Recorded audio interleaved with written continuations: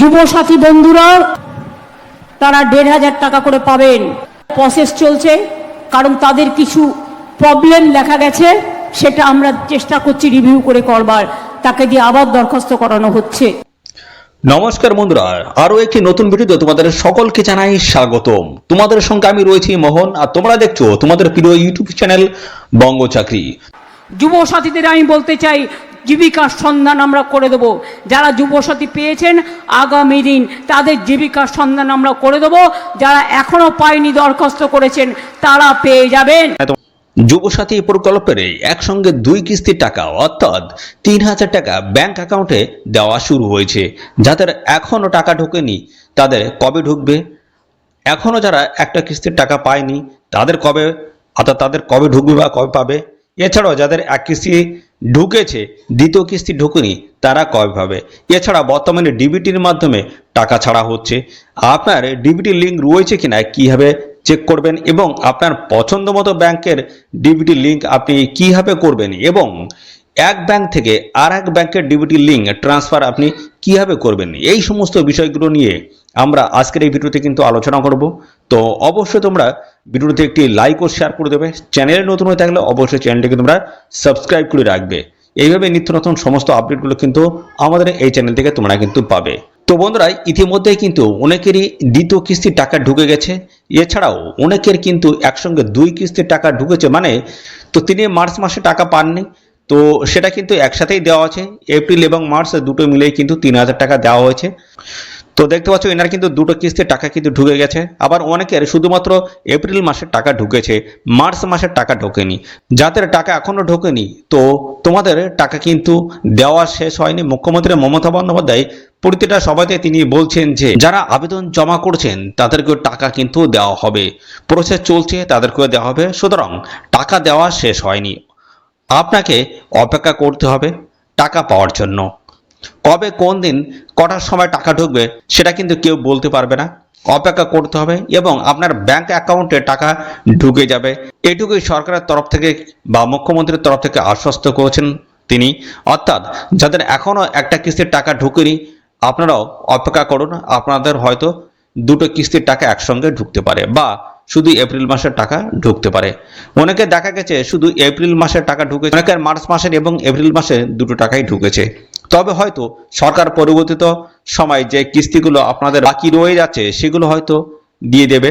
এছাড়া যাদের প্রথম কিস্তি মার্চ মাসের টাকা ঢুকেছে, এখনো এপ্রিল মাসের টাকা ঢোকেনি, তো আপনাদেরকে বলবো অপেক্ষা করে থাকুন। এবং আপনাদের ডিবিটি লিঙ্ক রয়েছে কিনা, সবাইকেই বলবো ডিবিটি লিঙ্কটা রয়েছে কিনা অবশ্যই কিন্তু একবার চেক করে নেবেন। যদি ডিবিটির লিঙ্ক না থাকে সেক্ষেত্রে টাকা ঢুকতে কিন্তু সমস্যা হতে পারে, বা আপনার হয়তো এই একটা ব্যাংকের ডিবিটি লিঙ্ক করা রয়েছে, সেই ব্যাংকটা হয়তো এখন বন্ধ হয়ে গেছে বা সেটা আপনি এখন আর চালান না, সেই ক্ষেত্রে সমস্যা হতে পারে। তাই এবার ডিবিটি লিঙ্ক সংক্রান্ত যে সমস্যাগুলো আছে কিভাবে চেক করবেন, কিভাবে পরিবর্তন করবেন, সেই বিষয়টা নিয়ে আমি আজকে কিন্তু সমস্তটা পরপর কিন্তু আলোচনা করব।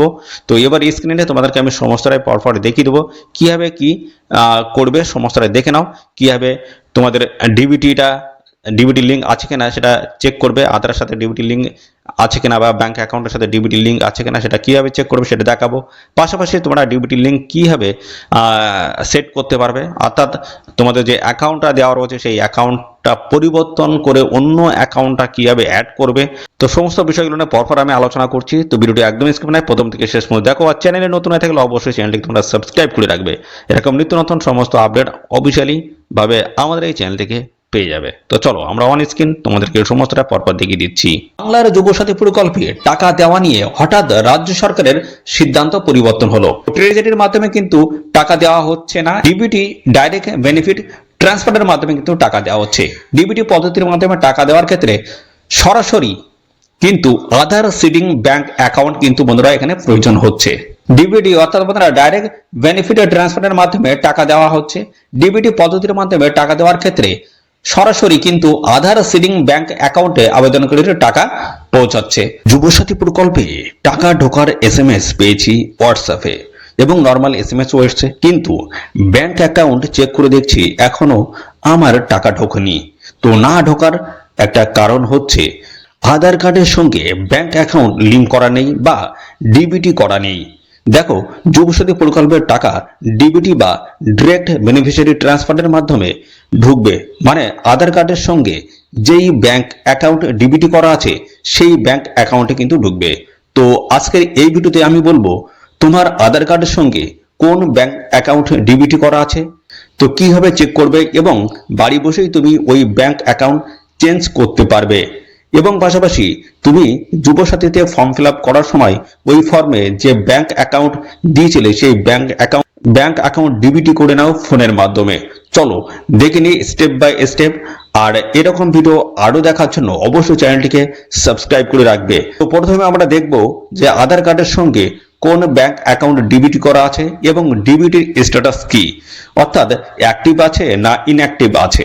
তো চলো এই বিষয় নিয়ে সমস্তটা আমি পরপর আলোচনা করে দিচ্ছি, ইন ডিটেলসের সমস্যা আমি দেখিয়ে দেবো স্টেপ বাই স্টেপ। তো ভিডিওটি একদম স্কিপ করবে না, প্রথম থেকে শেষ পর্যন্ত দেখো। আর চ্যানেলে নতুন না থাকলে অবশ্যই এখনই চ্যানেলটিকে সাবস্ক্রাইব করে রাখবে। আর পাশাপাশি বন্ধুরা এই ভিডিওটি রাজ্যের কোন জেলা থেকে দেখছো অবশ্যই জেলার নাম কমেন্টে লিখে দাও।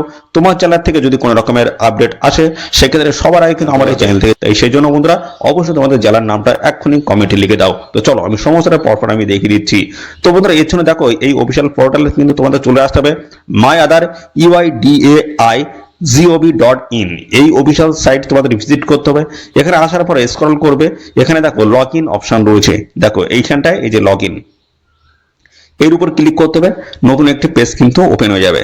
দেখো নতুন একটি পেজ কিন্তু ওপেন হয়ে গেল। এখান থেকে তোমাদের ডিটেলসটা কিন্তু চেক করতে পারবে। তো তারপরে দেখো এখানটায় আধার নাম্বারটা বসাবে, তারপর এখানে ক্যাপচাটা বসিয়ে দেবে, এটা সেভ টু সেম এখানে কিন্তু বসিয়ে দেবে। তারপর দেখো লগ ইন উইথ ওটিপি, এর উপর যখন ক্লিক করবে তোমাদের মোবাইলে কিন্তু একটা ওটিপি আসবে, সেই ওটিপিটা দিয়ে তোমাদের কিন্তু ভেরিফাই করে নিতে হবে। তো চলো আমি সমস্যাটা তোমাদেরকে পরপর দেখিয়ে দিচ্ছি। তো দেখো আমরা ওটিপিটা বসিয়ে দিয়েছি, এবার আমরা এখানে লগ ইনের উপরে ক্লিক করব। ক্লিক করার পরে দেখো নতুন কিন্তু আমাদের সামনে একটি পেজ কিন্তু ওপেন হয়ে যাবে। দেখো এখানে ওপেন হয়ে গেল এই পেজটি। এখান থেকে যে অপশনে যেতে হবে সেটা আমি বলে দিচ্ছি। দেখো ব্যাংক সেটিং স্ট্যাটাস, তো এখান থেকে তোমাদের কিন্তু ডিটেলসটা কিন্তু চেক করতে পারবে।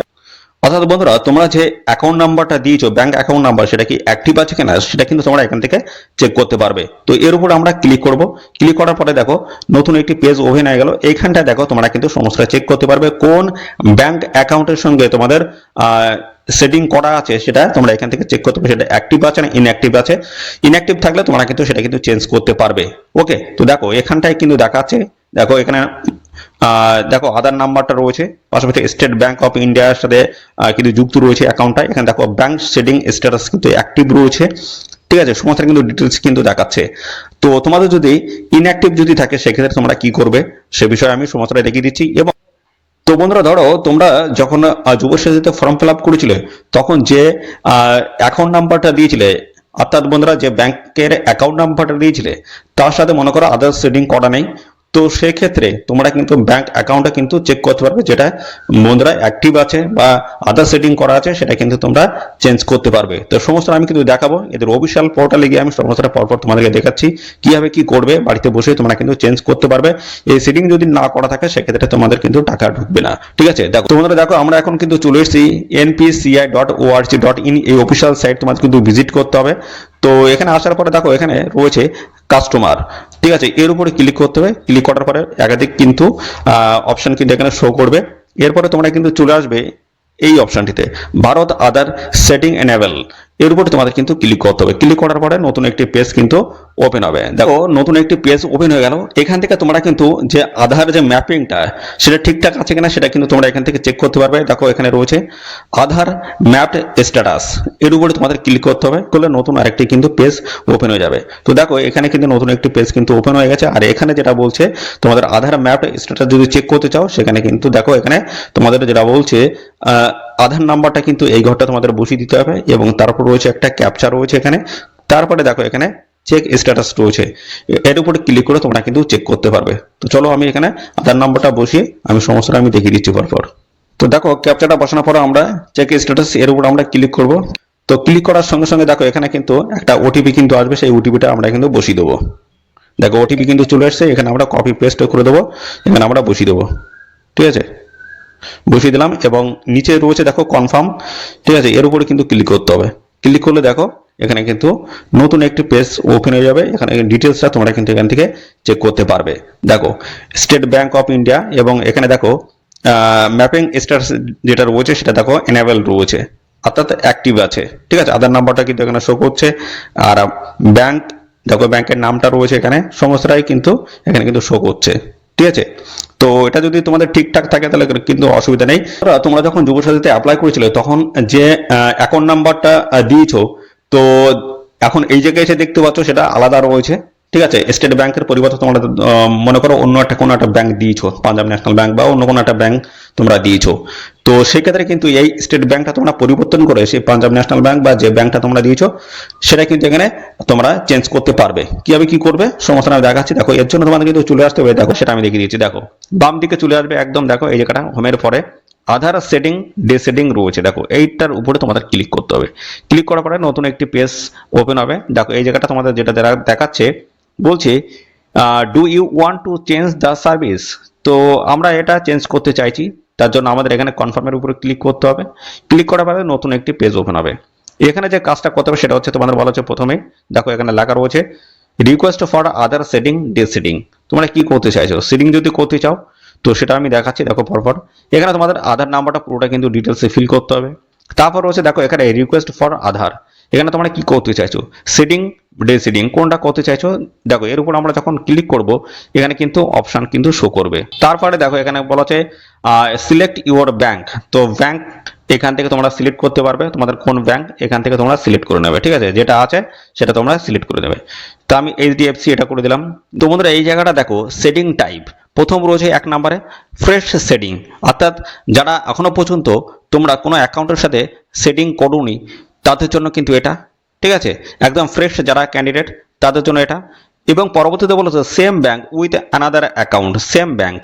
ঠিক আছে, তো দেখা আছে একটা ব্যাংকে তোমাদের দুটো অ্যাকাউন্ট রয়েছে, তো সেক্ষেত্রে তোমাদের প্রথম যে অ্যাকাউন্ট রয়েছে সেটা চেঞ্জ করে তোমরা দ্বিতীয় অ্যাকাউন্টটা তোমরা রাখতে চাইছো, তার জন্য কিন্তু এইটা সিলেক্ট করতে হবে, একই ব্যাংকের দুটি যদি অ্যাকাউন্ট থাকে। ঠিক আছে, নিচেরটা বলেছে from one bank to other bank, অর্থাৎ বন্ধুরা তোমাদের দেখা যাচ্ছে তোমরা যে নাম্বারটা দিয়েছো সেটা দেখাচ্ছে এসবিআই এবং তোমরা এখানে আদার্স অন্য ব্যাংকের অ্যাকাউন্ট এখানে দিতে চাইছো, এইচডিএফসি হতে পারে, বন্ধন ব্যাংক হতে পারে।